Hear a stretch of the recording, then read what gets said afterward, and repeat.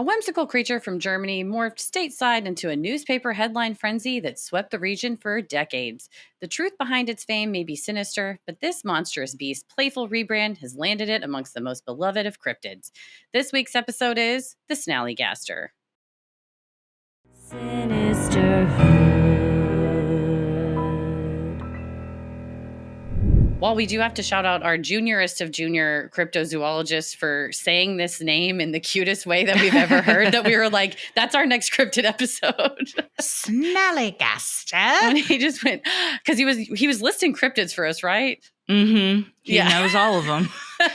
There's ones I've never even heard of, and he'll be like, Yate Veo, from Brazil. I'm like, yeah, buddy. One day you'll follow in my footsteps. Hell yeah, world renowned. Well, yeah, him saying Snallygaster was just so cute that we had to jump on and figure out what this. It looks sort of like a Dragonata octopus, in my opinion, kind of thing is all about. And also, sometimes your kids think something's real cute, and then you dive into it, and you're like, well, this was born out of horrible things. So, thanks a lot, America.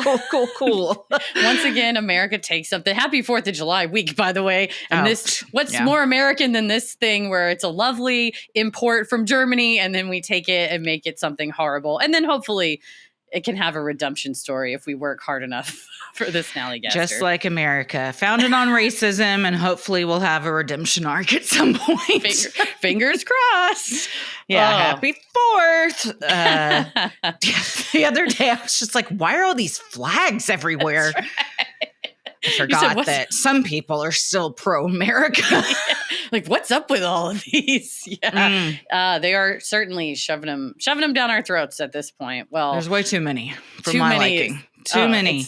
It starts when they start to get hung up and down is when I start to get nervous. You know what I mean? Like by the hanging part, like the part that normally would be on a flagpole. When you start hanging them up and down for whatever reason, it makes me feel nervous. Oh, I've seen I've seen any. They're usually on flagpoles where I see them.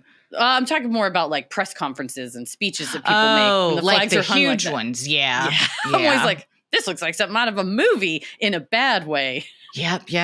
Thank you for joining us here today to talk about this wacky thing and its equally upsetting past. You know what? Maybe it can have its redemption arc, and we have a 2 birds with 1 stone situation. That's true. It comes back.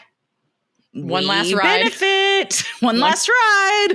It is in Maryland. It's not far from DC. So it's not. Yeah. It's just it's the Snallygaster flies. Well, speaking of flying, yes, we're gonna fly to Florida November 3rd, and then get on a ship and sail. We're taking off from Fort Lauderdale, the point of the Bermuda Triangle, as famous Floridian Ed Larson and co-attendee to the True Crime Comedy Festival. I say comedy, the True Crime Festival at Sea, Crime Wave at Sea, which is, like Christy said, the 3rd through the 7th. Go to crimewaveatsea.com/sinister and get on it. Literally, get on the boat or it'll leave you. There's going to be true crime campfire, Scared to Death, Ed and Henry from last podcast Side Stories, and us. Every show's doing a live show. We're going to do fan meetups, Q&As, all sorts of fun stuff. Just hanging out too. We're on vacation. We're literally on vacation together. Yeah, hell yeah. Where else are you going to chill on the Lido deck, which I'm told by both you and famous Floridian Ed Larson is where the party happens. That the Lido deck is just like a thing. I feel like I've painted it to you like it's this like special play. Every ship has one, and it's just like a deck. But it's where our party is going to have, where the party is going to be. I'm sure it will. And we'll be there. Hopefully nothing like what just happened on that Disney cruise. Dude, that was crazy. Shout out to them for saving that kid so quickly, though. Shout out to the dad who jumped in and saved his kid after he set her up on the railing in the first place to take a picture. We won't be doing any of that. We're staying on the inside of the railing on this cruise. Everybody on the inside. No shade at him. No, I can't imagine how terrifying that was. And he literally jumped into the ocean, somehow found her immediately, treaded water while holding her for 20 minutes, which Disney, why did it take 20 minutes to get that in the water? And then was rescued. So fuck. That's a family vacation you're not going to forget. Not at all. Someone I think that worked on Disney Cruises said like, yeah, we've got to do man overboard training. And it's like, you do it like, you're supposed to be like clockwork essentially, and you just watch him go out on the boat. It's crazy to even for him to find the kid, much less them to find him while everything's moving and all that crazy shit. So, well, we're staying inside. Like I said, we're going to stay on the ship. Go to crimewaveatsea.com/sinister. Hopefully everyone does. That's right. Forever. That's just my wish for every boat that goes out is that everybody that went out with it comes back on it. True. And if you can't make it to that and you still want to see us live, go over to Patreon where you can watch Full Moon Energy live on demand anytime, any place, any way. We're not going to jududge you if you want to watch it from the cruise ship. Yeah, love watching. If you want to pay for streaming to watch a 2-year-old show when we're doing a live one. I'm not here to judge. If you want to, you're like, I'm trying to warm up for this show, go to patreon.com/sinisterhood. You don't have to be a Patreon member, but that's just the place where you can access it for the low price of $13. Lucky 13. That's right. Well, in the meantime, I'm Christy. I'm Heather. And let's get into it. Long before the Snallygaster name appeared in newspapers, early German immigrants in Maryland's Middletown Valley around the 1730s spoke of a Schnellergeist, meaning quick spirit, said to swoop from the sky and snatch livestock or children. This phantom-like creature, part ghost and part bird of prey, may have planted the folkloric seeds that later grew into the Snallygaster legend. By the 1800s, folks in Maryland passed around chilling tales of the Snallygaster, a terrifying winged creature said to live in the caves of South Mountain. Over generations, these warnings became part of the area's regional identity, woven into what Patrick Boyton, author of Snallygaster, The Lost Legend of Frederick County, calls our region's weird and wonderful folklore, which I love. I love a wonderful weird. Wonderful and weird are two of our favorite things. Two of our favorites. Apparently, the German immigrants worried about this thing attacking them or their barns would paint these stars on their barns. And now there's like metal stars on barns, which might be a holdover from those days. And I was like, I always thought it's because we were in Texas and people put stars on their barns. That's also what I thought, because a 7-pointed star is different from the stars on the barns in Texas I normally see. Our lone stars, they're like, hey, they'll still protect you from the Snallygaster. Believe me. It'll protect you from your freedom as a woman. I know that it'll do that. Put it on the outside of your house. Texas. In February of 1909, just as the Jersey Devil was climbing in popularity in nearby New Jersey, a Snallygaster panic exploded onto front-page headlines in Maryland. The Middletown Valley Register published the first Snallygaster headline, reading, "The colored people are in great danger." The report warned, "We look for a considerable scare among the colored people of this section, for the terrible beast that has been causing so much alarm in New Jersey is undoubtedly headed this way."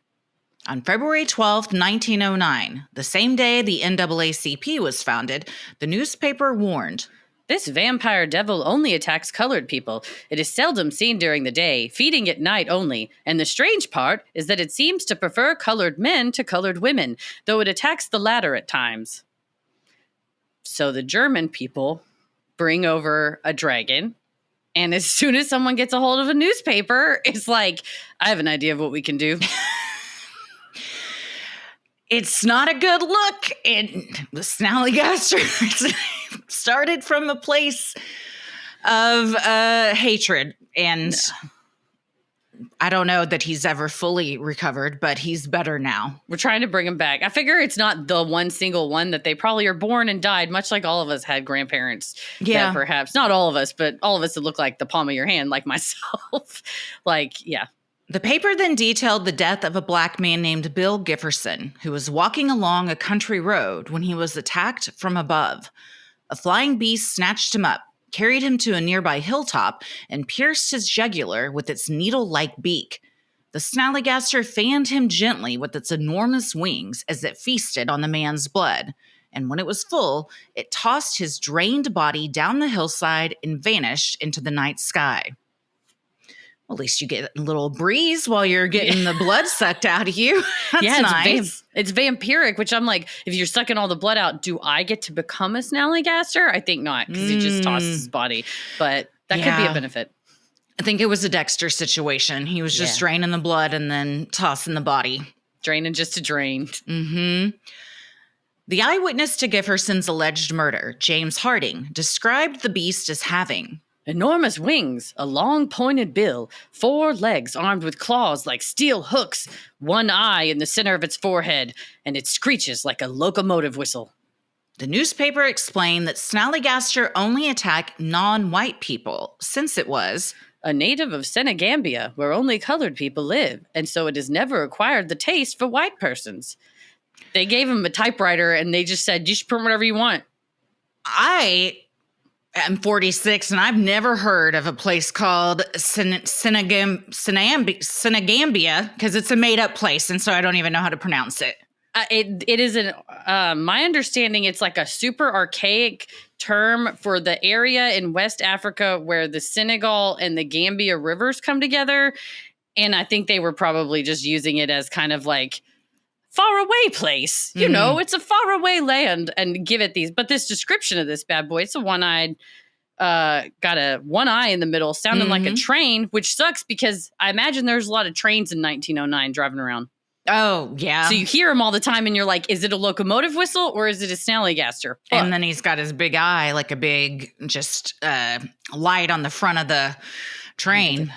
Damn, I didn't think about that. The octopus tentacles kind of look like the grill of the front of a plane. Of it, like, coming down? I think people saw a train, and we're just like, this is a Snallygaster. If it's like an unfinished railway, like in a cartoon, and the train sails off into the sky, and they're like, that thing must have been thousands of pounds. It was super long. It had coal flying out of the top of it. And it's like, I think that was a train that came off the track. I think there's a train at the bottom of a ravine somewhere y'all got to pull out. Sinisterhood will be right back. I feel like one of the things of being a grown-up would be to know how to eat right things at right times. And I should theoretically know how to do that because I'm 38 years old, but it's extremely hard. And I really feel like it's most things in my life. I like to ask an expert and get somebody to help me and partner with me and guide me. This podcast is sponsored by Faye. Faye matches you one-on-one with a dedicated dietitian who will help you understand your body's unique needs.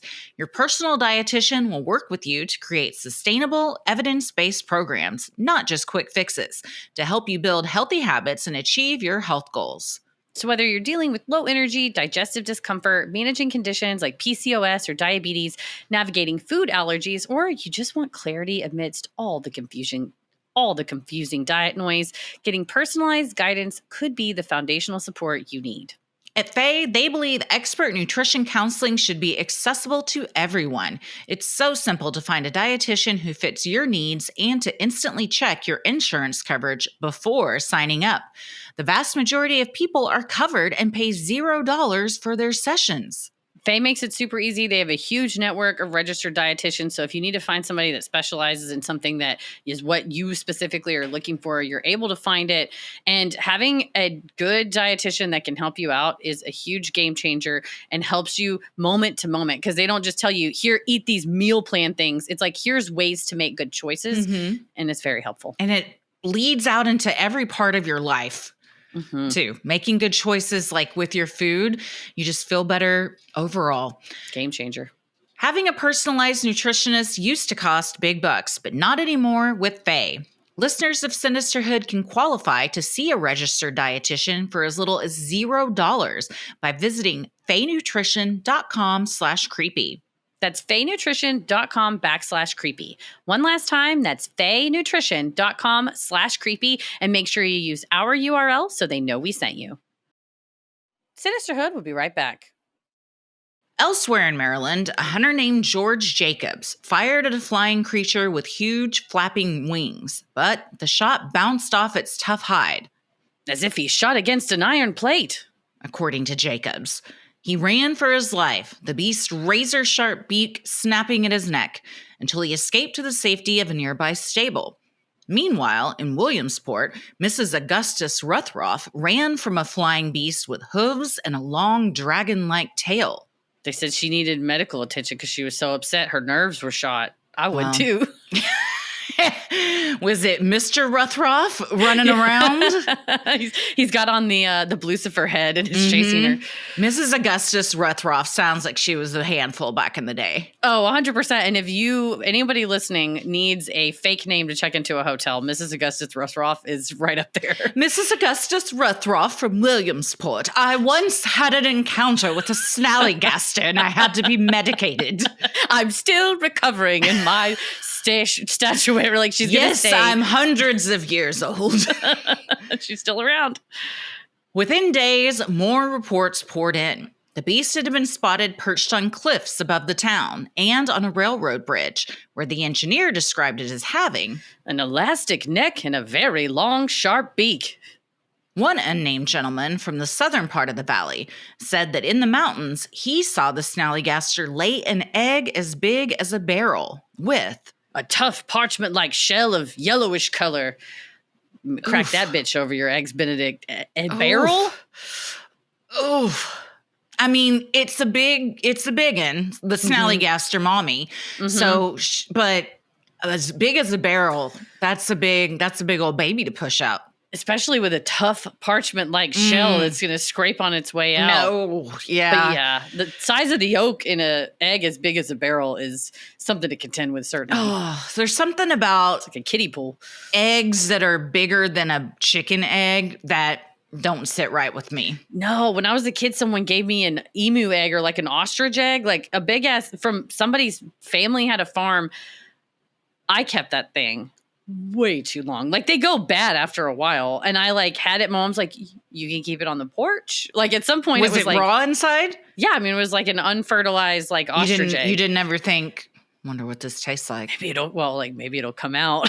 No. Did you sit on it? Yeah. Just every day she's out there in her nest. It's sad. We don't know how to tell her it's rotten. But eventually I believe we drained it and I kept some of the shell of it or whatever. But it was like, my parents were very permissive in the fact that I was even able to keep that.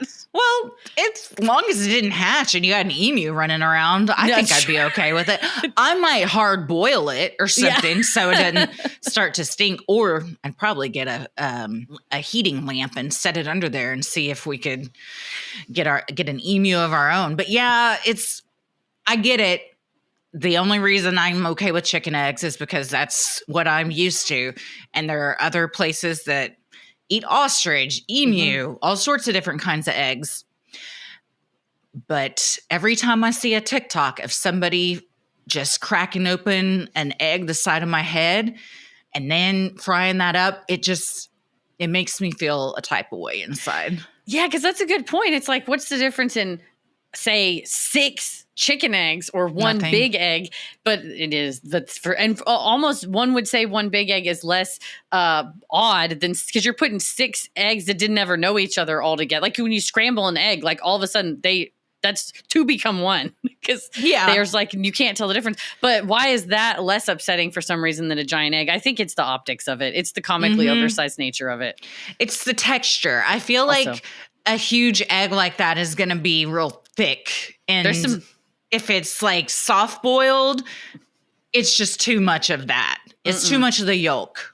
Too much jiggly. It's too much yolk. I think I've figured out what it is for me. Yeah. Then the barrel size, we're out. We're out on the barrel size eggs. No, I'm definitely not going to eat something that's half the size of me that came out of an egg. Now, of course, but that's again, I know it's not rational because some people are like, but you eat cows and we don't eat cows here. I know it's all where we grew up and what we're used to. It really is. It's just made up lines that we follow. Mm-hmm. The paper reported that descriptions were sent to the Smithsonian Institution, which allegedly responded that the creature could be either a rare winged Bovilopolis or a Snallygaster. Its hide was worth $100,000 per square foot, the paper said, because it was the only thing known to polish decorative punctal shells used by Africans from a made-up place called Umbopland. Author Jonathan Boyton later noted that much of this was wholly invented by editors. Bovopolis seems to be a mashup of bovine for cows and lupus, the Latin word for wolf. Likewise, Umboopland, with its punkle shells, was a made-up land used to evoke exotic mystery. So you got them dragging the Smithsonian into this now, and now you got people hungry for its hide because of money. And we're all wondering what a punkle shell is. Yes. It's nothing. It was made up. Or a bovopolis. Yeah, I feel like we're reading a Dr. Seuss book. It's hard to read all of these. But this is a good example of back then how African culture and Black Americans were depicted as kind of this rare, exotic, quote unquote breed that came from this exotic place that like none of us really even know what it is. It's like a fantasy land. No, it's a whole ass continent and they're people just like we are. No, that's a good point. And I think too, casting them as like, although 1909 to us now seems like very antiquated, they had, saying, oh, well, they have to, sand down their punkle shells with this kind of trying to evoke these like more rural, like even more than us. They're very like undeveloped. And it's like, well, you just made all of that up and to make a fake dinosaur in the sky. Undeveloped is a good way to put it. Or like, just third world type of mentality. People in the region began painting 7-pointed stars on their barns as protective charms to ward off evil. Throughout parts of central and western Maryland, farmers painted Pennsylvania Dutch hex signs on barns to keep the creature at bay, believing the symbol could repel its approach or confuse it into leaving the property alone. The symbols were especially prevalent in Frederick County, where the Snallygaster legend was strongest. So let me just say, you pretending we don't know any of it, you're a farmer in 1909. I would paint the 7-sided star on the barn because worst case scenario, you just have a star on your barn. Best case, your chickens aren't getting eat up. I'll paint a star in my house right now just for the hell of it. There's not even a Snallygaster flying around. Maybe it'll help. Who knows? But yeah, something that's seemingly pretty harmless, like painting a star that could potentially ward off something that you believe to be very real. Yeah, I would do it for sure. Yeah. On February 11th, a Frederick man was driving near a steep cliff known as Lover's Leap when he saw the Snallygaster flying 50 feet off the ground. According to the man, about the size of a large horse, and frightened him nearly to death. The next day's paper assured readers that the government planned to send soldiers armed with a Gatling gun to kill the creature. Scientists at the Smithsonian hoped to capture it alive. Even President Theodore Roosevelt was so intrigued, he considered delaying a trip to Africa just to see the beast. He's going to show up about to just blasting. Yeah, well, first of all, he's probably on his way to Africa to hunt something similar to a Snallygaster. If I'm not mistaken, when he came back from that trip, one of the articles was like, he brought 150 animal hides and 300 specimens. 150? Like, so it was just like a slaughter trip is what it was. Yeah, of just various types of species and stuff. But yeah, he probably would have been out there like, let's go, boys. Whoa, bully. 100%. He's got a Snallygaster somewhere. Dude, he's like, the Smithsonian doesn't need to know about my Snallygaster. Like, Mr. President. That same week, a story out of Ohio made things even stranger. A massive flying creature was seen overhead, where it carried off the only black man of Casstown, according to the Middletown Valley Register. The witness said it had 2 bronze-like wings, horns on its head, and a 20-foot tail. It made a noise like the screech of an octolopus. He said it might have been a gigantiludius or a Snallygaster.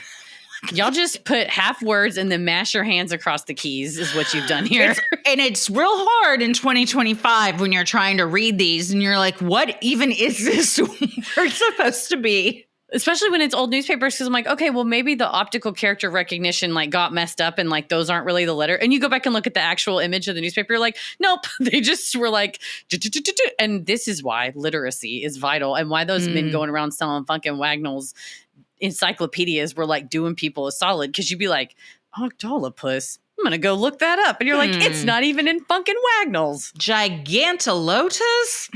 But see, there's also dinosaurs with equally as hard to pronounce names / some might even say silly names that sound like this. So it's not completely unreasonable until we roast it for like clearly an Alamosaurus is a real thing, but an octopus is not a real thing. That's a good point. It's like these words that we made up for reasons make sense. These other words that they made up just to be dicks, not fun. Mm-hmm. Not a good. Tyrannosaurus Rex and a Stegosaurus are real things. A Gigantolotius is not a real thing. Come on, obviously. Man, your son can really list off dinosaurs. The other day, he was just like, boop, boop, boop, boop, boop, boop, boop, like encyclopedic. It's incredible. He, two things he knows a lot about, cryptids and dinosaurs. And sometimes we got a crossover situation. This one, honestly, of all the cryptids, looks most dinosaurish. Like with the being like a large, almost kind of Nessie dragon. looks dinosaurish. True. Yeah, Nessie too. Yeah, this and anything that's kind of, or like thunderbirds look like giant tyrannosaurus. Oh yeah, thunderbirds we got in some books too. Oh man. A worker at a brick kiln, also reportedly a black man, saw what he described as an immense bat cooling its wings over the kiln's outlet. It let out a yell so loud it could be heard a mile away. The Snallygaster's flapping wings knocked the man over before it drank nearly 100 gallons of water from a boiler tub. The creature then supposedly spoke, saying in a raspy voice, "My, I'm dry. I haven't had a good drink since I was killed in the Battle of Chickamauga." Author Patrick Boynton notes that this reference to a Tennessee Civil War battle with thousands of casualties was likely inserted by the paper's editors to imply that the Snallygaster was the spirit of a Confederate soldier reincarnated, especially considering its reported targeting of Black residents. Yeah, the Battle of Chickamauga was a pretty specific thing for it to say, I haven't had a good drink since I was killed in this very specific battle in Tennessee, miles away. How would it know what the battle, which was named after, was called? You know? I guess he's... Or do they name battles as they're happening? I don't know. That's a good question. I always thought it was in retrospect, but maybe they branded in advance to get hyped for it. Maybe, so they can market it. They're like, it's like this Coachella. Battle's coming up, y'all. Yeah, it's like Bonnaroo or whatever. It's like, we got to plan for it. But no, that's a great question, unless its consciousness lives on and it was reincarnated as the Snallygaster. That's true. I guess, but I shouldn't apply logic to something as mystical and magical as the Snallygaster. Like, excuse me, editor of this newspaper. He's like, did you call me here to this seance to ask me? Yes, I had several questions about your Snallygaster coverage. What? I was in another realm. It's like, yeah, and I drug you here to answer. And I have some notes. Roll tape.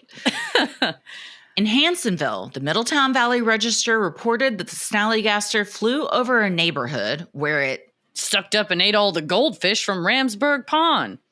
Soon after, it laid an egg in a barn belonging to Alex Crow in West Virginia. Some locals reportedly placed the egg in a large incubator to try to hatch it, while others wrote into the paper asking where to procure Snallygaster eggs of their own.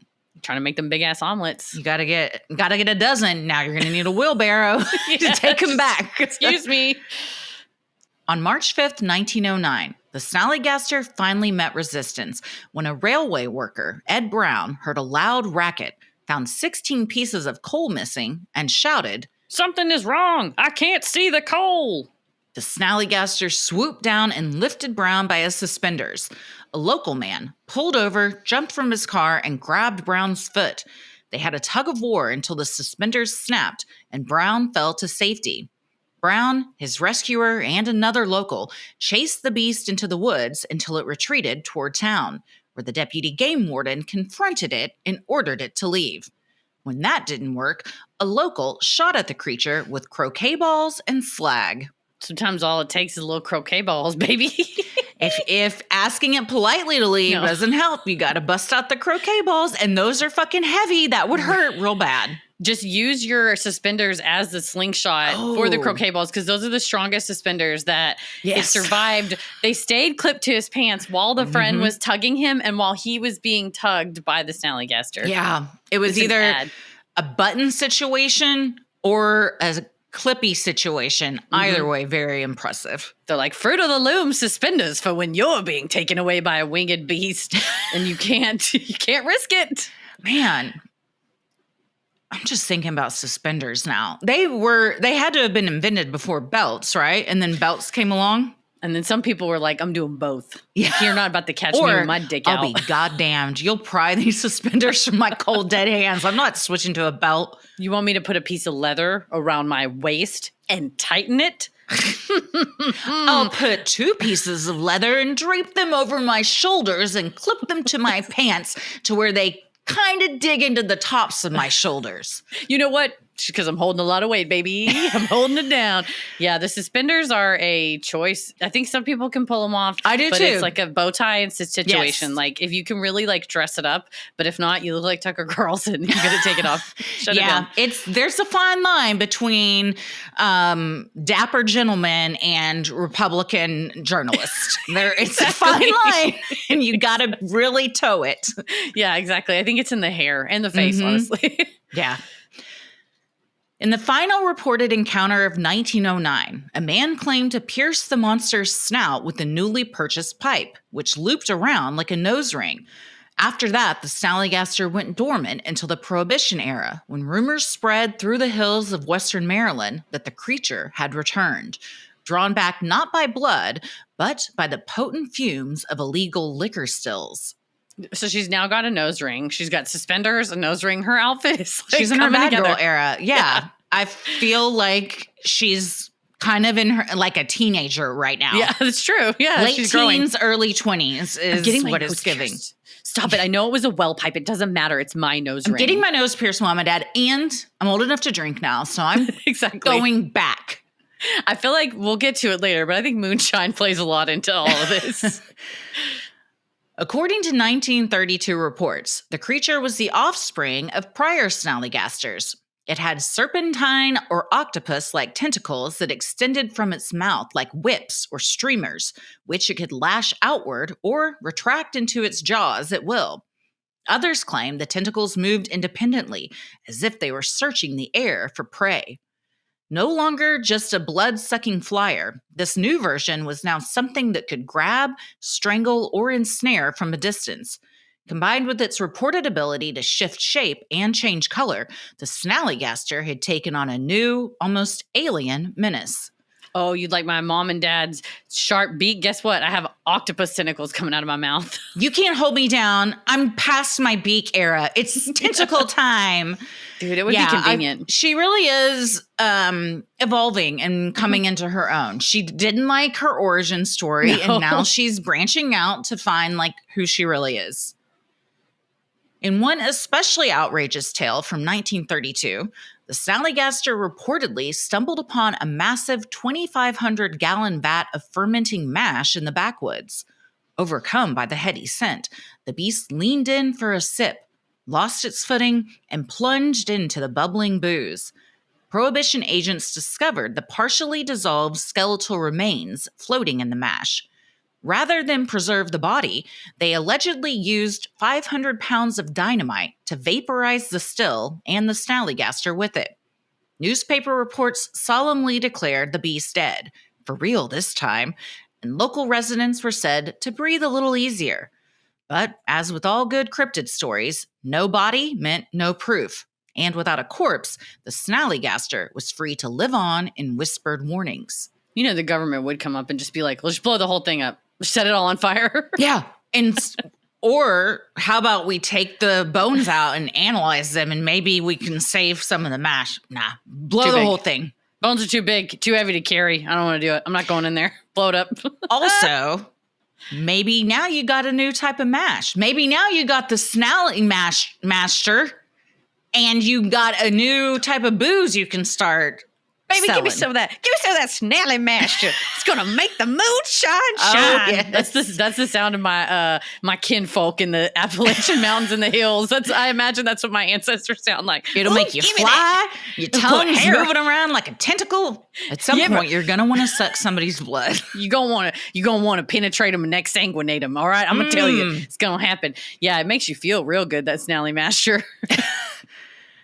That same year, following Franklin Delano Roosevelt's victory, Democratic newspapers revived the Snallygaster as political satire. The mythical Maryland monster was used to mock Republicans' reaction to Black voters shifting support to the Democrats. The Montgomery County Sentinel, quipped the Snallygaster, appears after every election. When Black voters back Democrats, casting the creature is a kind of GOP cryptid fever dream. The paper published. One man who claims to have seen the monster a few days ago stated the beast was an omen of ill for colored voters who deserted the Republican Party in the presidential election and voted for Roosevelt. This was not that long ago. No, to just put it out there. Like, if you don't do what we want you to do, you will be ripped to shreds by an octopus mouth dragon. Yeah. It's, oh man.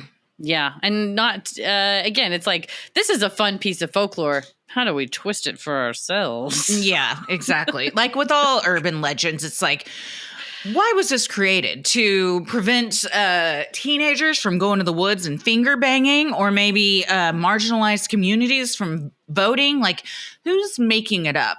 It's kind of like follow the money, follow the tall tale teller. Where does it lead back to? Right? Who's printing this shit? And I bet we'll figure it out. This threatening satire carried a pointed racial edge, highlighting fears of the shifting political landscape. Not everyone approved, with one letter to the editor reading, anything that may have the effect of creating fear in the heart of any man, be he white or black, in my humble opinion, should be condemned. The newspaper was undeterred. A fake photo of a polka-dotted Snallygaster on a bicycle, wearing water wings and shrieking, "Balance the budget!" was published by the Baltimore Evening Sun to lampoon FDR's spending, blending monster lore with partisan parody. So I guess if you're the editor, you just decide that the Snallygaster has the same views as you. I think if you're the editor of a paper back then, you got to just make up the news. Right? Anything who was going to question you. That is crazy. If you really think about it, we've really come full circle because it has gone from like we had these independent papers where the owner would literally be the editor and they get to decide what goes in it or not. Then they got bought up by a larger media conglomerate with maybe some standards. And then now you see a lot of people turning back towards like a blog. What is a blog but a newspaper that someone edits and publishes themselves? Yeah. No, it's as we get into the latter half of this, there's definitely similarities between then and now, which we've talked a lot about in our episodes recently of time and just how things, they got better, but now they're not good anymore. And we're kind of repeating a bunch of stuff we already know doesn't turn out well. Despite declaring the beast dead in a vat of moonshine, the Sentinel kept the tale going from 1933 to 1937. Articles claim the Snallygaster fled to South America to escape the New Deal, or stayed to terrorize Black neighborhoods like the Run in Rockville. In 1935, locals were said to be making armor to defend themselves. 2 years later, the Sentinel finally declared the beast gone. But beneath the humor, the satire reflected real fears, especially those around Black political power and shifting party loyalties. In the decades that followed, the Snallygaster never fully disappeared.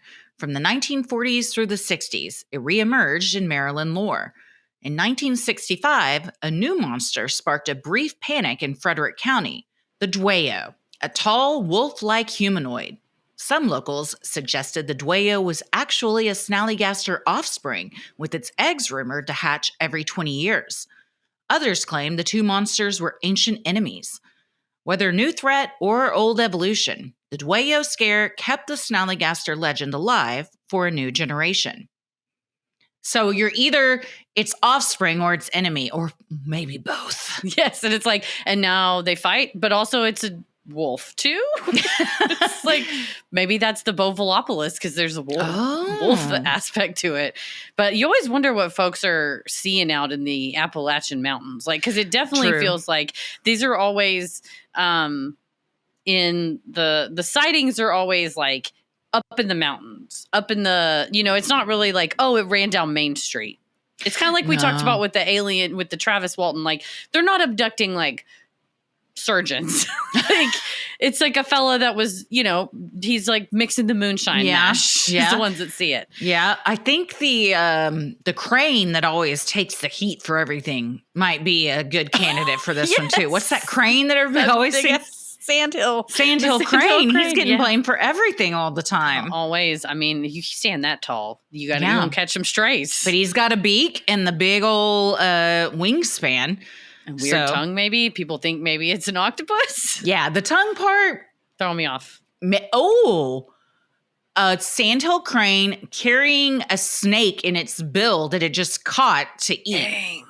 I was going to say carrying an octopus in his bill. The snake is more likely, 100% more likely. But either way, it would be and they're like a big bird. And if the crane had some feather issues, then they're like, it looked like it had like leathery skin. It's like, I've lost a few feathers, please. First of all, I'm going through something. So things are fucking tough. Please don't comment on other people's bodies. No.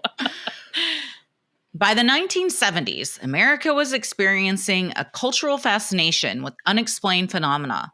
This was the golden age of Bigfoot, the Loch Ness Monster, and El Chupacabra. In this era of heightened interest in mysterious creatures, the Snallygaster reemerged from the shadows of regional Maryland folklore. Unlike its initial grotesque and racially charged description, the Snallygaster was now marketed as a quirky Appalachian beast. The ominous tone of its origin was largely stripped away. Popular cryptid books and regional tall tales featured the creature as a mysterious, flying reptilian bird hybrid, occasionally with octopus-like tentacles or glowing eyes. These new depictions leaned into the bizarre and imaginative, rather than the deeply disturbing.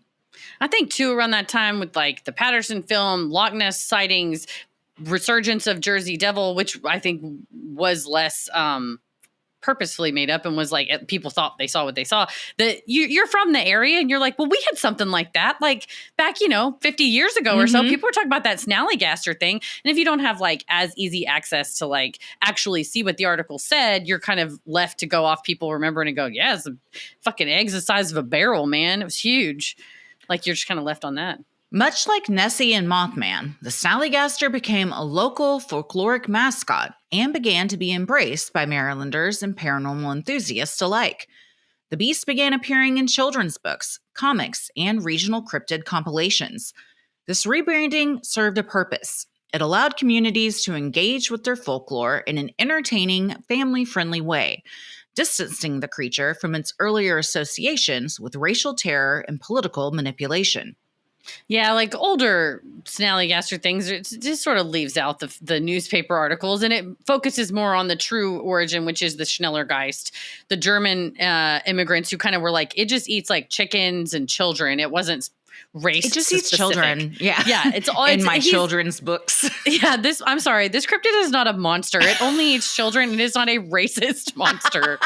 Like, please. Yeah. I was surprised by the origin story because as much as I've seen the Snallygaster in all of our cryptid books, they do not include the racial origin of it, at least not in the children's books, which, at some point I'm going to have to sit Simon down and break the news, but we're not quite there.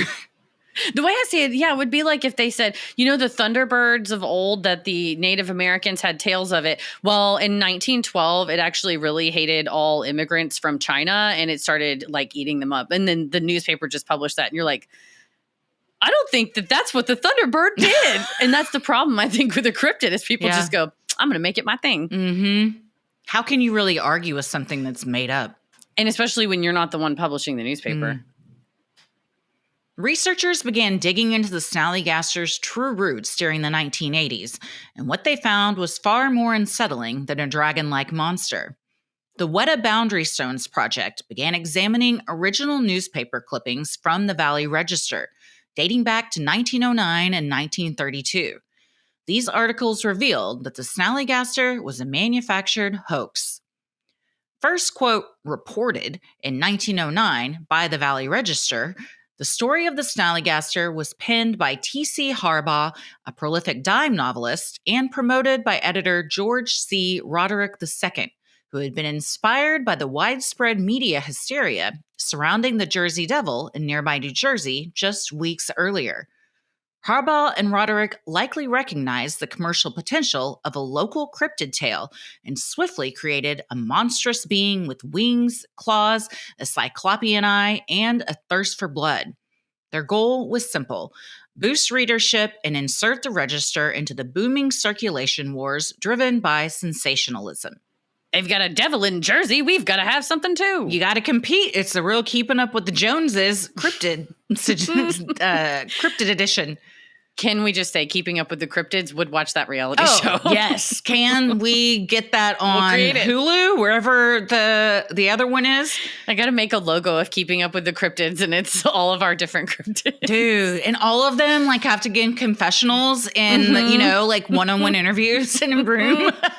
It's really unfair how my reputation has been sullied by these reports that aren't even true. I tried to wear the Flatwoods Monsters pants the other night, and they just wouldn't fit. And I don't know, maybe we're not as alike as I once thought we were. I really thought we were 1-to-1, and this is really hard to learn. Flatwoods Monster, I feel like, would be the caretaker of the house. Oh yeah, be like, does everyone have everything they need? Everyone good? Everyone okay? A good host. Good? Meanwhile, Bigfoot's just crushing cans on his forehead. Bigfoot's a partier. Nessie is just like in a bubble bath 100% of the time. Let me know if you need me. And you're like, we don't, Nessie. You're Nessie's good. Me. Just like, does anyone need any help? We've already finished. Oh, wow. Sorry. I should have got here just a few minutes earlier. I'll be in my bubble bath. I feel like even though she doesn't need it, Nessie also wears a little bonnet, like little bubble bath bonnet. Yes. With little curlers in her hair. Her hair? It's her fins? Whatever's up there. She's got little tiny curls. Maybe she has little tiny curls up there. The Snallygaster was explicitly racialized in its earliest tales, a direct reflection of Jim Crow-era racial anxieties and white supremacist rhetoric. From its very first appearance in the Valley Register, the Snallygaster was weaponized with explicit racialized language. The headline read, "The colored people are in great danger." It claimed the beast attacked only Black residents, singling them out as prey. Fabricated details included the monster sucking the blood from a Black man's neck and descriptions of it preferring Black men to women or children. These falsified tales echoed the real-world terror of night riders and boogeyman stories used throughout the South to instill fear in Black communities. By invoking the supernatural, white writers obscured their intent behind sensationalism, even as they reinforced racial hierarchies and social control. It reminded me of the KKK using ghost-like outfits to sort of say, we're not just dangerous other humans. We're like supernatural. We see you all the time. You can't run. It's also another thing that's very hard to argue with, the supernatural, because if you're a believer, you're like, we don't know we don't know everything. That's in a different realm or whatever from us. So it's an easy way to kind of brush under the rug what your true meanings are if you just kind of like in a different way, the Siegfried and Roy stuff, like claiming you're conservationist when you're just really wanting to like inbreed these cats, but you market it as something different. Yeah, it's kind of like, oh, we're just telling the story, these spooky stories, but really you structure them in a way that would make people that you don't want out after dark or that you don't want to leave or that whose movement you want to control and you don't maybe have the manpower to control their movement at all times or no longer have the laws that make them chattel, make them have to listen to you. It's like, oh, it's another way to manipulate. Meanwhile, the Snallygaster's like, I'm just a German dragon. Like, what did I do? The early 1900s were a volatile time in Maryland politics, with multiple proposed amendments to the state constitution aiming to disenfranchise Black voters. These included the Poe and Strauss amendments, which attempted to impose property and literacy restrictions to block Black suffrage. During the Great Depression, the Snallygaster stories resurfaced once again, this time tied to political fears, particularly the shift of Black voters from the Republican to the Democratic Party during Roosevelt's New Deal era. Stories reemerged claiming the monster was an omen of doom for those who had, quote, betrayed their political allegiances. This rebranding of the monster myth was laced with racial and partisan resentment, blaming Black voters for the outcomes of democratic processes. Well, and yeah, Roosevelt was going to be very progressive and definitely was showing the mark of a new era. And I imagine if you are in charge of a newspaper and you A, need to sell papers, and B, want to talk shit in a way that perhaps won't alienate your readers, you can manipulate a supernatural story to, again, use that to try and maybe move the needle one way or the other for your own beliefs. It reminds me of another winged creature that was fabricated by a newspaper to sell lots of copies that we happen to talk about in the Full Moon Energy show over on Patreon. Oh, that's right. Go to Full Moon Energy. Hang on a minute. It's almost as if you can make a lot of money lying in newspapers back then. Yeah, because there weren't fact checkers. And like we've discussed before, like especially overseas, I mean, it was going to take months, if not years, for news to reach, updates to reach someone, Yeah, nobody was like, let me call the Smithsonian right now. They were just like, I read in the paper that the Smithsonian's interested. And that's about all you need is just a single mention to get, put it in the public consciousness to give yourself legitimacy. One tale explicitly claimed the Snallygaster returned because colored voters deserted the Republican Party, suggesting divine or monstrous retribution for voting independently. A black voter at the time dismissed the Snallygaster hysteria, saying he feared the Democratic Party's political agenda far more than any fictional monster, a powerful indictment of the real forces of oppression operating behind the myth. Yeah, I mean, I think it's when you're staring down potential literal disenfranchisement and not being able to vote, you're like, yeah, okay, yeah, sure, there's a monster that's going to might kill my family. I'm sure that's more likely than the fact that I'm literally going to lose my rights. And that's another good way to distract people, is like create this new crisis while these amendments are trying to pass. And hopefully people will pay attention to the crisis and not the horrible political thing that's passing right now.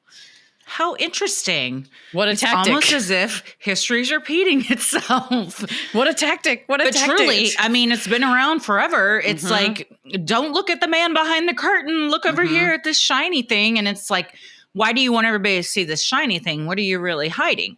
Yeah, no, it's true. It's like, what can we do to get people not to be informed about the suspect and shady shit we're fixing to do? And it's freak them out, man. Freak them out. Always the answer is freak them out. And always if you can do it with octopus mouth, all the better.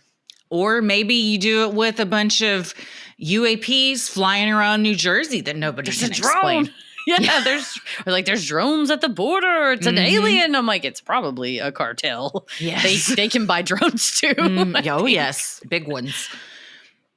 The rediscovery of the Snallygaster's racist and satirical roots changed the way scholars and some cultural commentators approached the legend. Rather than viewing it as a mere cryptid, they began to interpret it as a political weapon cloaked in folklore, a symbol of how myths can be manipulated to stoke fear, reinforce hierarchy, and disguise bigotry as entertainment. A more nuanced understanding of the Snallygaster began to emerge in the early 2000s. Public historians, like those at the Boundary Stones, and authors like Susan Fair, who wrote Mysteries and Lore of Western Maryland, Snallygasters, Dogmen, and Other Mountain Tales, helped reframe the legend not just as cryptid folklore, but as a cultural artifact layered with social and political meaning. Their work revealed how myths are shaped by, and in turn shape, the values and prejudices of the time. Yeah, I mean, I don't think we got to cancel the Snallygaster, but it's like, I would also say don't ignore it. It's like, oh, that cool beast that got manipulated for political gain and that we're taking it back. Yeah, fuck you. There's no way to stick it to the man and the newspaper people, like taking it back. Yeah, reclaim it without ignoring the roots. The Snallygaster is a prime example of fake lore, a term coined by folklorist Richard Dorson to describe myths and traditions that are deliberately fabricated rather than organically evolved from oral culture. Its origins lie not in ancient tales passed down through generations, but in a calculated hoax intended to sell newspapers during the early 20th century. Despite its manufactured nature, the Snallygaster myth borrows heavily from Old World mythology. The name itself derives from the German Schnellergeist, and the monster's characteristics, wings, talons, and reptilian features echo German dragon myths, poltergeist lore, and even Norse wild hunt imagery, which features ghostly riders swooping through the night skies in pursuit of souls.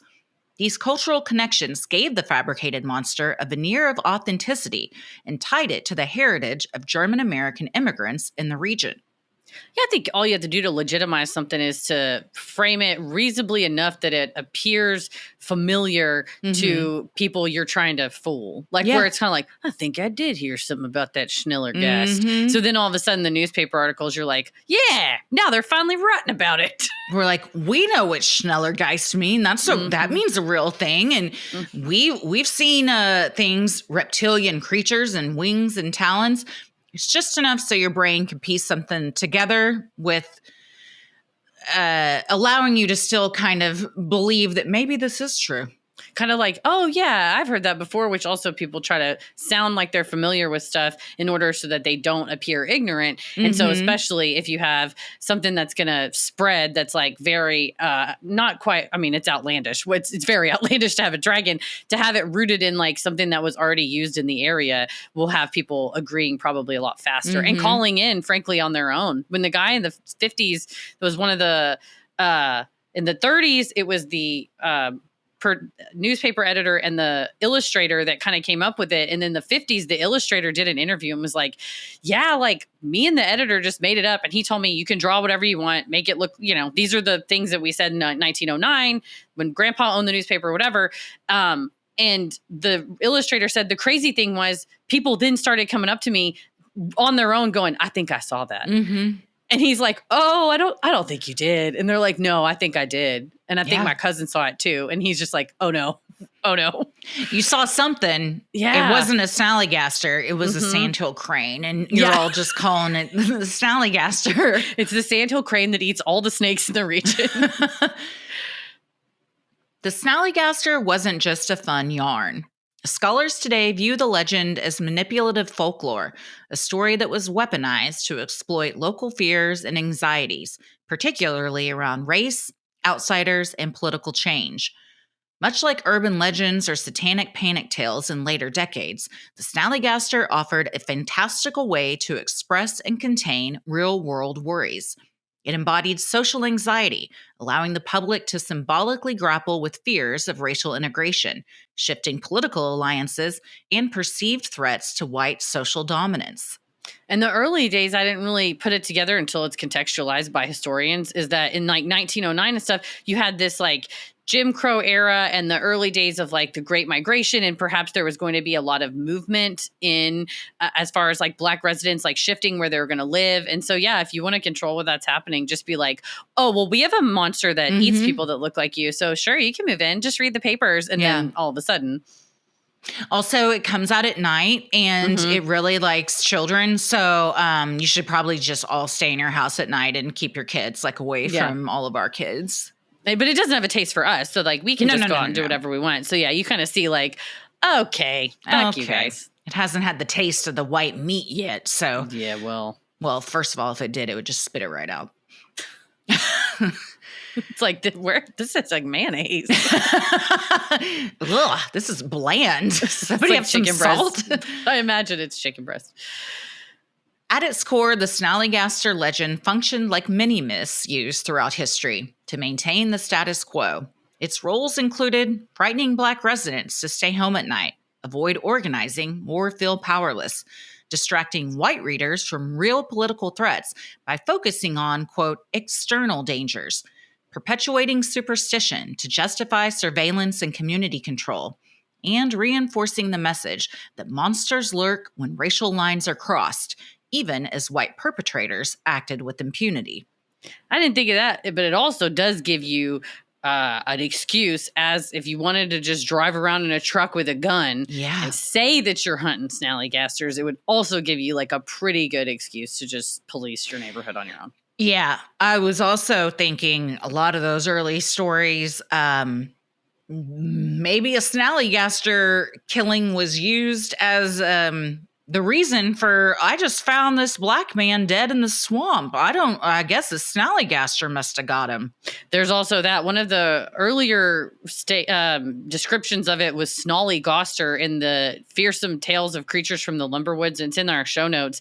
And the Snallygaster was in the South. It was like the Southern version. And it said, oh, it was seen by so-and-so, this witness, as he was hunting a runaway slave in this area of the Everglades, but probably the beast just ate him. And it's sort of this implication of like, well, if we don't get you, the monsters will.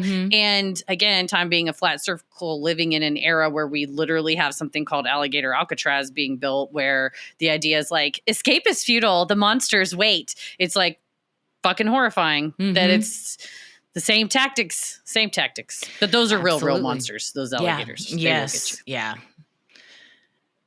After decades of obscurity and historical re-examination, the Snallygaster has undergone a striking transformation.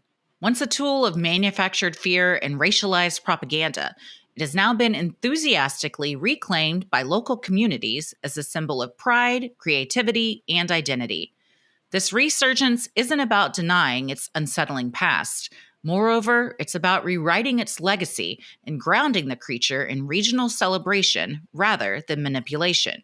Founded by traveling nurse and cryptid enthusiast Sarah Cooper, the American Snallygaster Museum houses newspaper clippings, figurines, books, and cultural references to the Snallygaster. Cooper's mission is twofold: to preserve the quirky legend and to educate visitors about its deeper, darker origins. It's just a young woman who travels around with all of her things, her museum on wheels, and goes to cryptid conventions and just educates people. Just sharing the love of the Snallygaster, of the positivity of the Snallygasters. Certainly, I like it being framed this way a lot better. I mean, it'll still eat you and suck your blood. There's that part of it. But I like that she is, as a white woman too, cognizant of like, but we're not gonna ignore all of its darker origins and how it came to be. Well, if you do that, I'm kind of like, you can't Google like you know what I mean? If it's like I have the museum of it and then you don't mention it, I'd be like, now hang on a minute. But yeah, it doesn't have to be solely about that. But I'm glad that she's able to bring this Snallygaster where it belongs, which is amongst the other cryptids. Yes. Held each fall in D.C. with thousands in attendance, the annual Snallygaster Beer Festival features craft beer and food that takes its name from the mythic beast. Rather than invoking fear, the Snallygaster here is a playful creature, evoking excess, flavor, and fun. But to stick all them tentacles down in that beer keg and just suck it out. Talk about a keg stand with a Snallygaster keg stand. That thing could drain that thing. Oh, man. Snallygaster is the most fun at frat parties. Hey, everybody, we're Snallygaster keg stand, and we're going to get started tonight. We play pop punk emo covers, so they sure do. Get ready. Oh, man. And they're playing at the Sigma Chi house tonight. Hell yeah. And the Snallygaster will be making an appearance and doing a keg stand at 11 p.m., everybody. 100%. He'll be there. In towns like Sykesville, public art installations celebrate the Snallygaster with vibrant murals, sculptures, and signage. The creature, once hidden in the forest and feared in imagination, is now painted proudly on walls and featured in local storytelling events and tourism promotions. Local businesses have joined in as well. South Mountain Creamery offers Snallygaster ice cream. Sports teams and local brands increasingly borrow the name for merchandise, events, and mascots, making it a cultural fixture rather than a cryptic shadow. I'm ready to try that Snallygaster ice cream. Yeah, I like that dude. local creamery. They got a lot of good-looking ice creams on their website. If y'all are in that area, you can go to South Mountain Creamery, tell them I said what's up, and I take deliveries. Yeah, right. If you want to overnight deliveries, some Snallygaster ice cream, or just have it on our behalf and tell us what it tastes like, because it looks good as hell. It. Mm-hmm. What was once a localized hoax has found surprising traction across various forms of popular culture, spreading far beyond Maryland's borders. Released in 2018, the video game Fallout 76 features the Snallygaster as a mutated enemy in post-apocalyptic Appalachia, complete with a grotesque design and mythic backstory. This appearance cemented the Snallygaster in modern gaming lore, particularly among fans of folklore-based horror. Indeed, released 2 years later, Blair Witch Volume 2, The Legend of Coffin Rock, includes references to the Snallygaster, placing it within a horror framework steeped in rural American folklore. Yeah, the Snallygaster in Fallout 76 is pretty nasty looking. It looks like it crawls more than it flies, but it looks like it would just eat your fucking face off. There's something about that one, and there's another steampunk-like game that Tommy would play when we were first dating, and I couldn't even be in the room when he was playing it because it just gave me the heebie-jeebies. Anything like steampunkish, which the Snallygaster kind of is, it just sends a shiver down my spine. A top hat and some goggles on their top hat. No, and that get it out of fucking, here. it's because of that doctor mask. Yeah, the plague doctor. Yes. Yeah, I hate eerie. it. And the crow beaks and everything. It's just it was a bad time. For me. I mean, honestly, you're like one of my past lives. I got treated by a plague doctor. Like I don't know what it is. Oh, I don't but love no, you're it. right. You're right. Like that type of like also post-apocalyptic, anything where it's like the future, but also a rural area that's in the future. So it's almost like you know better, or you have the opportunity to know better, and you're still like cannibalizing, like your weird cannibalistic kill people or whatever. Yeah, no. That's why it's eerie. It's Yeah, like you it's could like- be evolved and you're not. It's the future, but we're acting like the past. That's every day, baby. That is true. In the 2017 edition of J.K. Rowling's Fantastic Beasts and Where to Find Them, the Snallygaster is reimagined as a North American dragon-like creature. Described as having serrated steel fangs and a bulletproof hide, its heartstrings are used for wand cores, aligning it with creatures like dragons, phoenixes, and unicorns. This mainstream appearance introduced the Snallygaster to millions of Harry Potter fans. Snallygaster went mainstream, I guess. Snallygaster went mainstream. I mean, we'll all just take a second here to acknowledge J.K. Rowling sucks, and we Fuck all her. think that. Yeah. She definitely sucks. That's why my friend was like, I'm really happy to know that Daniel Radcliffe actually wrote all the Harry Potter books, is what I'm going to tell myself in my head, is that he actually invented it all, and he is a beautiful angel who will never do anything wrong. The controversial cryptid even has its own board game, the Snallygaster Situation. In this cooperative tabletop game, players must rescue neighborhood kids from monsters, one of which is a Snallygaster. The Fred Flintstone and the Snallygaster Show, a children's book, highlights how the beast has made its way into child-friendly media. Cryptid-themed comics and anthologies now include the Snallygaster alongside Mothman, Bigfoot, and Chupacabra, often reinterpreting its visual form as somewhere between dragon, bird, and alien. And you know that it has made its way into cryptid legitimacy when it appears on the television show Mountain Monsters. Oh, yeah. Which they look like cartoon character old prospectors. Yes, they do. They And look like they're speaking of making suspenders. moonshine and going down in the coal mines. I have to hope, but I don't assume that these folks don't dress like this all the time and it's only for the cameras. But I will not assume that because it's possible that that's their lives. True. But there is a Snallygaster episode and they're like, we're going to catch us a Snallygaster. We're going to do it. And this man comes up and he hands him a photograph and is like, this is the thing that ate my dog. Oh, no. It's not funny because Not your he's dog. upset. But then the band of moonshiners, I'm sorry. Like I said, I am from the hill people, so they look like my family. So the moonshiners get it and they're like, oh my God, that's the craziest thing we ever saw. And the television show has to highlight this little thing that could potentially be wings because a man did at one point claim he caught a Snallygaster and it turns out it was a giant owl. Okay. So, oops. God damn, that must have been a huge owl. They said it had a 3-foot wingspan, which is a pretty big, it's not Snallygaster big, but it's No, big. that's not even close to Snallygaster big. Also, it has 2 eyes. Owls Come do. on. They're like famous for them. It's got Duh. one big one. The Snallygaster's like Leela from Futurama. Well, so the guys get it and they're like, all right, we're going to hunt it. And because they say they can see it, they're like, this is the most amazing picture. That's a bad part to the puzzle, guys. Let me see that other one.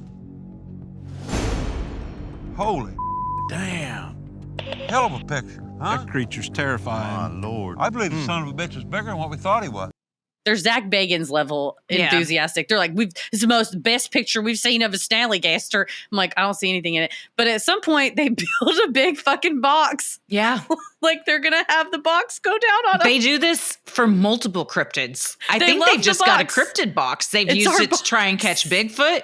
They're like, A couple other things too. I don't think the Bigfoot box is gonna contain the Snallygaster. No. But one of the guys on the show just kept going, because it weighs 800 pounds. Because this thing weighs 800 pounds. It's like, where did you get that? But he so assuredly goes, well, because it weighs 800 pounds. I'm like, I think, and I only say this because we just talked about a 7 foot tall a tiger that weighs 700 pounds. yes. I think Or 400 Snallygaster pounds. weighs way more than 800 pounds. I think it would be at least 8,000 pounds. Yeah. It'd be like, I think at the beginning we talked about the locomotive. It's closer to that. Like it's in size and shape and whatnot. Yeah.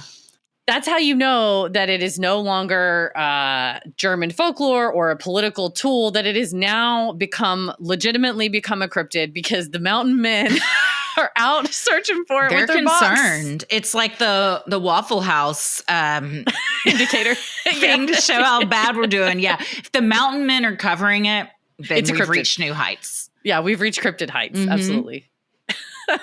Their box remains empty, I think. I had though. never considered that they don't always dress like that. And now I'm wondering, are they just characters? I was like, well, listening to them talk to one another, I believe that is their real voices. But, it's like Dialed up. a little, or like what they've been told to like react enthusiastically, because like you can almost hear, like, whenever you've told 5 children in a group project, you each have to say at least one line. Mm-hmm. Then you might hear one be like, and I think the sky is blue. Like, just like trying to add something. And they're like, yes, indeed, we should get the box. And you're like, all right, you're not really contributing anything. Or they're like, that's bigger than anything I've seen too. And it's like, what have you seen? They're like, Dale, But it's you're great. really not pulling your weight around here. It's like, are you a I've been mountain taking- man or a monster man? Or are you, He's like- what are they called? Mountain men. Mountain Mountain monsters. Yeah, mountain Are monsters. you a mountain monster man or are you not, Dale? It's like, I've been you don't understand. I'm in acting classes 3 times a week and it's hard. It's like the duck people. Yes. Those racist duck people. The Duck Dynasty Yeah, people? yeah, those people. Yeah. They Duck Dynasty. Oh, I said what I said. they dress like that all the time, right? They're that. I mean, that's them. Yeah, like, I think they've dressed it up to where it's like new money white now trash. they're rich. Yeah. Yeah. But like, I think they've always sort of dressed like kind of backwoods-ish. Yeah. Hey, I'll wear a flannel shirt from time to time. I'm not dogging on these mountain men. Mostly it was the goofy hats. They look like a cartoon prospector and kind of like but I'm also from Texas where people wear cowboy hats, and who's to say that's normal True. looking?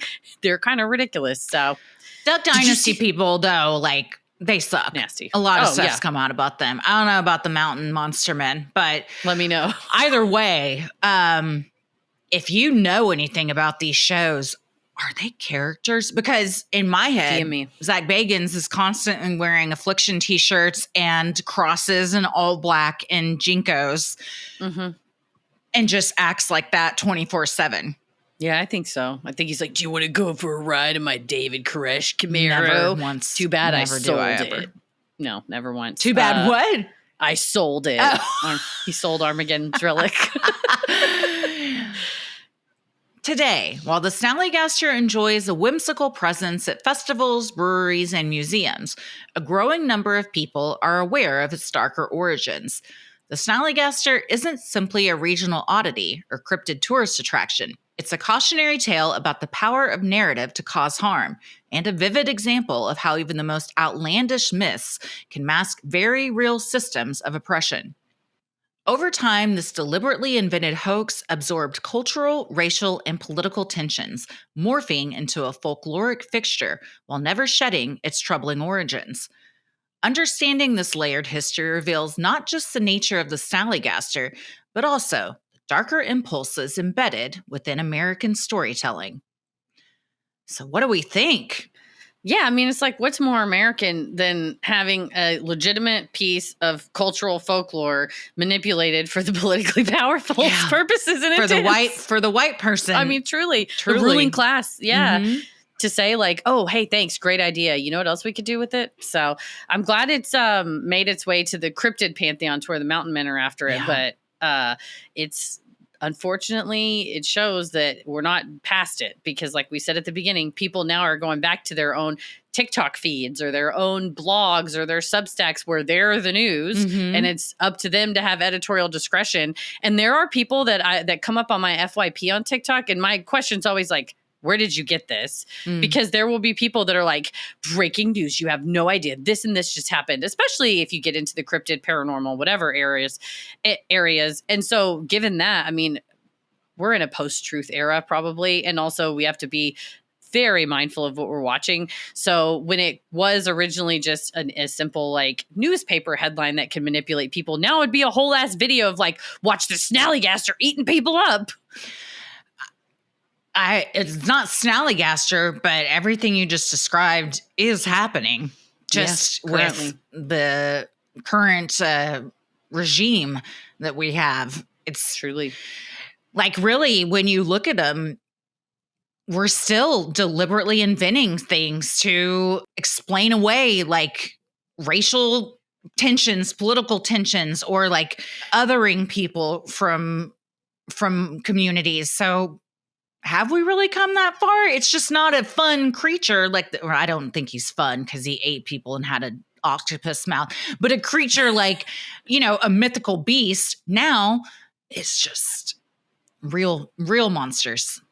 That's true. Yeah. And I think it's the darker impulses, like we said, embedded within our storytelling of who is telling the story and why are they telling it. And perhaps for the German immigrants who initially came over, you tell your kids the story of the Snallygaster because it really is dangerous for them to be out after dark. There's coyotes, there's bears, there's God knows what else out there, neighbors, whatever. But you can see that depending on who's doing the telling, that they're sort of telling on themselves of why they're doing the telling. And if you're not really looking at it with the critical eye, which you can't blame people in the 1900s because, you think the newspaper is delivering news, that they believe it. Gives us something to think about in this world. But, we haven't seen the Snallygaster truly join the Cryptid Hall of Fame, which is all of those TikToks where it's like Bigfoot doing a vlog from the woods. Yeah, that's true. We haven't had a Snallygaster vlog. Well, maybe we will soon. We got to put in a request. Yeah, I follow all the other ones. They're getting wild too. Lots of crossovers.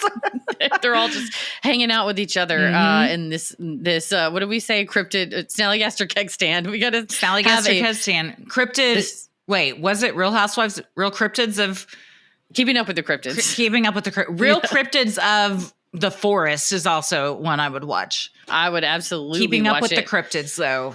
And someone that has some connections. Because we don't, or we'd already have a TV show. Somebody that's got some connections, make that happen. Yeah, get us our TV show. It'll be, we promise, there will be a Snallygaster keg stand. Oh, yeah, for sure. This episode of Sinisterhood is made possible with the help of our amazing patrons. If you're interested in supporting the show, consider joining our Patreon. You'll get access to ad-free regular episodes, weekly bonus content, you're able to vote on episode topics, join our monthly live streams, and more. Keep it creepy. Mwahaha.